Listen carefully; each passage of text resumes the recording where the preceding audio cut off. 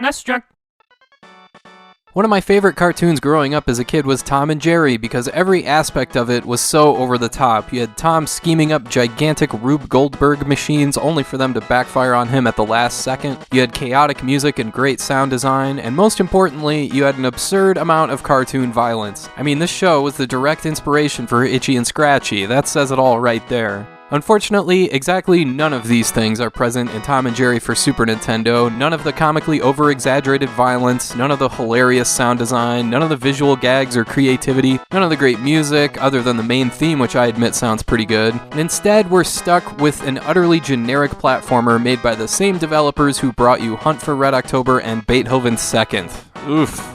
There are 4 levels with 3 stages each, with each level concluding with a boss fight against Tom. The story being that you're trying to make it back to Jerry's mouse hole from the movie theater after watching the premiere of Tom and Jerry the movie. B jumps B repeatedly on each landing will double jump, Y throws a projectile at one angle, A throws it at another angle, and you collect 100 cheese bits to earn an extra life, a cheese wedge recovers health, you get the idea. There's ammo to manage, but I never had any problem with running low. You can also jump on enemies 3 times to get rid of them, and there's no saves or passwords here either, not that you'll need them, this is a pretty short game.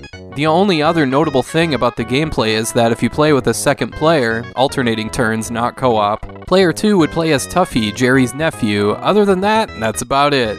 There's really not a whole lot going on here. The manual is only a whopping 10 pages, and that's including commentary on each individual stage, so that should tell you a lot right there. Visually, the game represents the source material reasonably well. I mean, Jerry looks like Jerry, but where is Tom? He shows up for each boss fight, but even then he's still mostly hidden and hardly moves at all.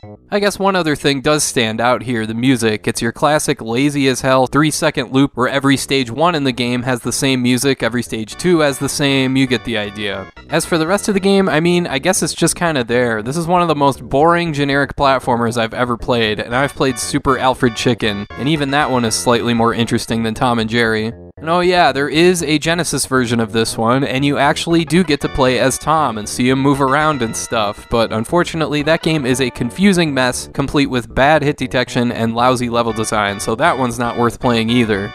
And that sucks because I've always really liked Tom and Jerry, like the one where Tom's a cowboy and he's trying to impress the female cat, he lights a cigarette with a gun and then spells out howdy with the smoke, or anytime Tom is tormenting the bulldog, or when he's singing Is You Is or Is You Ain't My Baby. Yeah, none of that personality is here. Tom and Jerry for Super Nintendo is painfully blah. I wouldn't call it bad necessarily, but there's absolutely no reason to play this one. Avoid this game. But thanks for watching, and I hope you have a great rest of your day.